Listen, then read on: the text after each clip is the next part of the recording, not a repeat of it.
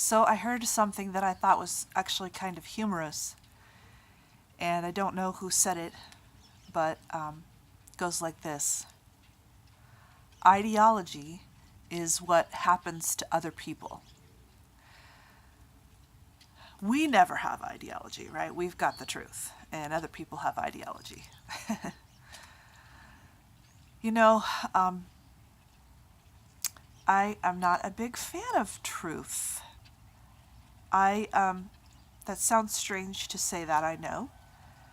But for me, if we're going to go that direction, I think the only thing that populates the set of truth is I am. The fact that we are here, wherever here is, we could say, we can describe here in innumerable ways, but the only thing that never changes is the fact that we're here, wherever here is, wherever the here we were before we got here, wherever the here we're going to be after we leave here. But we don't know any of that. And all the memories we have are our memories. The time has actually passed, and all the things that we think are going to happen in the future haven't really arrived, and we don't know what's going to disrupt that or not. We only have now. So the I am and the now are the only absolutes, and I don't really like the word absolute either. That's like the Greeks were into absolutes, which good for them, but we don't have to do that.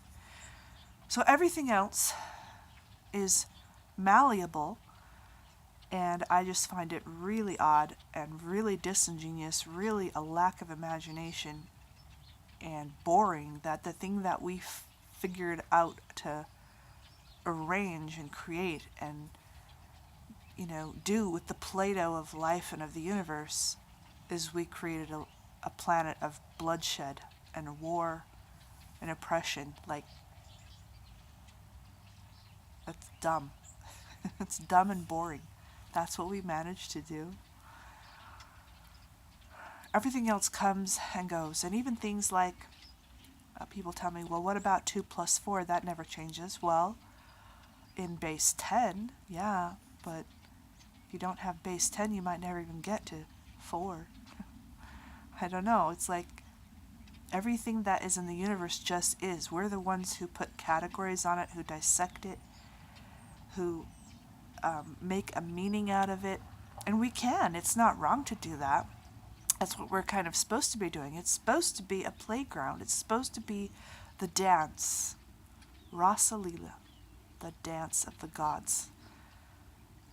We're supposed to be doing all kinds of stuff with it and showing who we are and showing our talents and creating and blessing ourselves and blessing others. But it's not as if, there's no parameters on that except the ones we've made for ourselves and are living under and accept. Now, there are such things as consequences.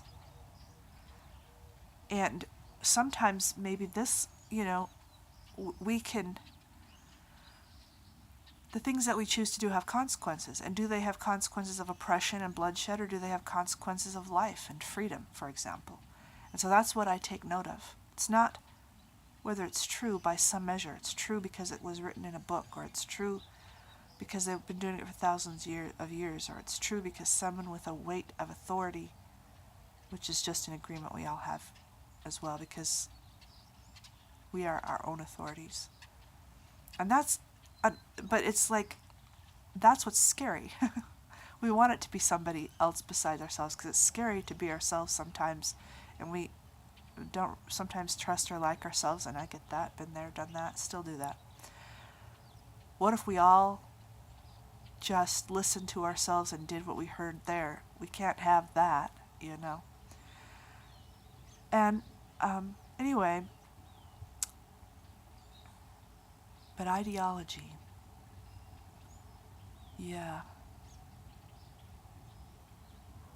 I guess that is kind of an academic word, and I'm not much of an academic, but I guess it's just an opportunity to examine where we got things from. And, I am the person who, when everyone else is saying what beautiful clothes the emperor has on, I am going to be the one that says, that dude is completely naked.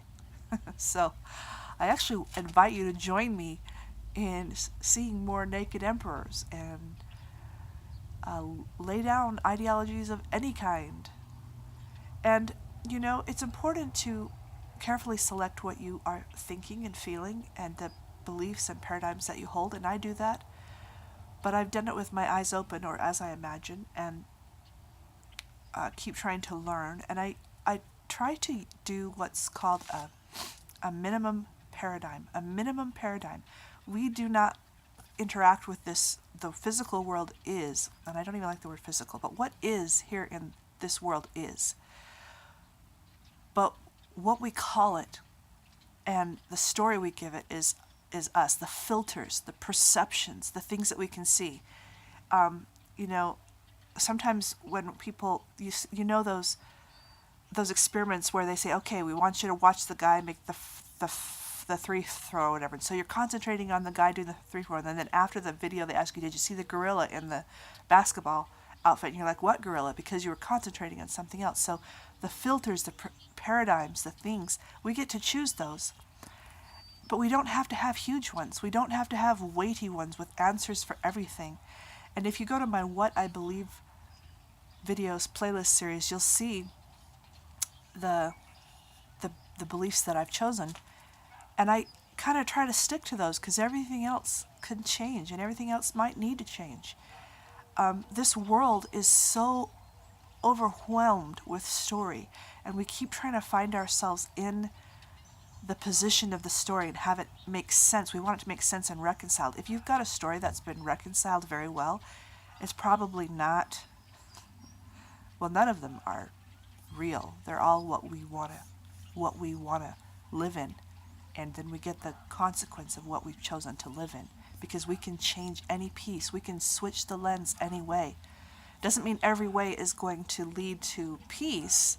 There are lots of ways that we could switch that will lead to captivity, but a lot of things that we think are going to mess things up are just fears from old childhoods, or just the ways that we've done it in our society so long we can't tell the difference, that it's not real.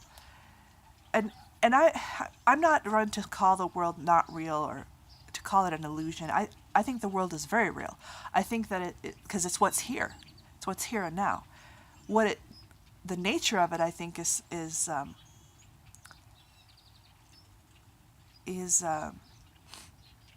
not the story, though. The story is the story, and the nature of the world is almost unknowable, and we have to meet that through, it's called mediation, through our perceptions, through our filters. And it's both the mask and the revelation, and I'm getting kind of deep here, but the world is like the mask of God and the revelation of God, both. It's a paradox. And we can endlessly get that revelation, but it's because the way the world is, and it's the way that people are.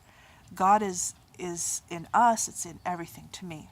And to me, God is reality, and God is life, and God is to be alive. And death is the other hand of life, but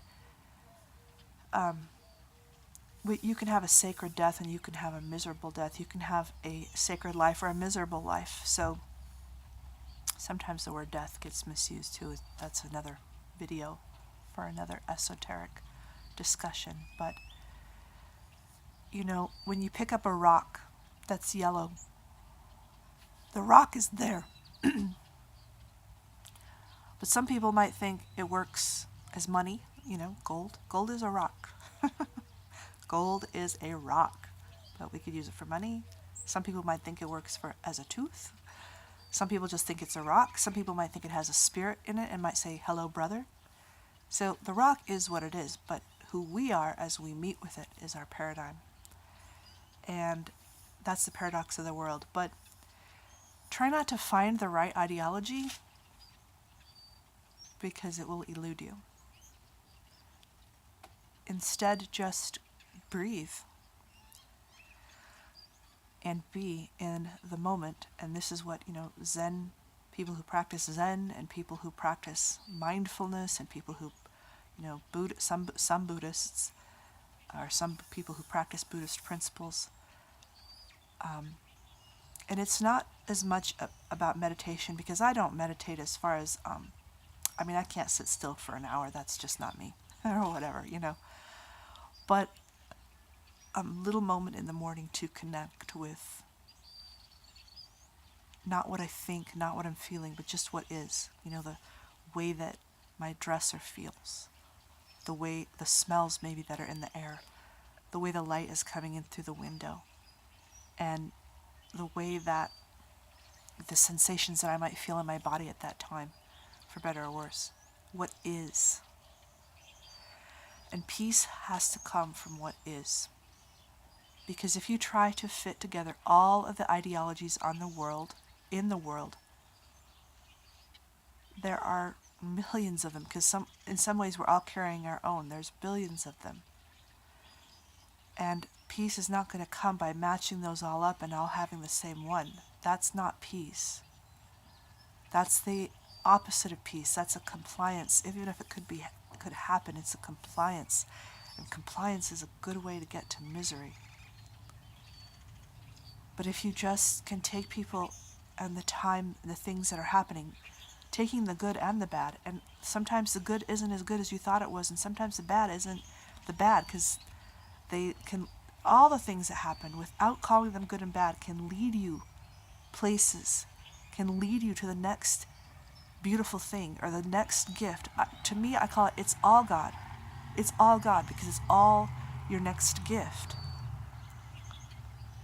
And meeting people, not meeting people on the basis of the two ideologies, but meeting people where they're at, and maybe hearing their story, and about where they've come from and where they are and where they're going, how they got to be who they are. They'll have a story, but making room for their story, because you don't need one. You don't need a big one.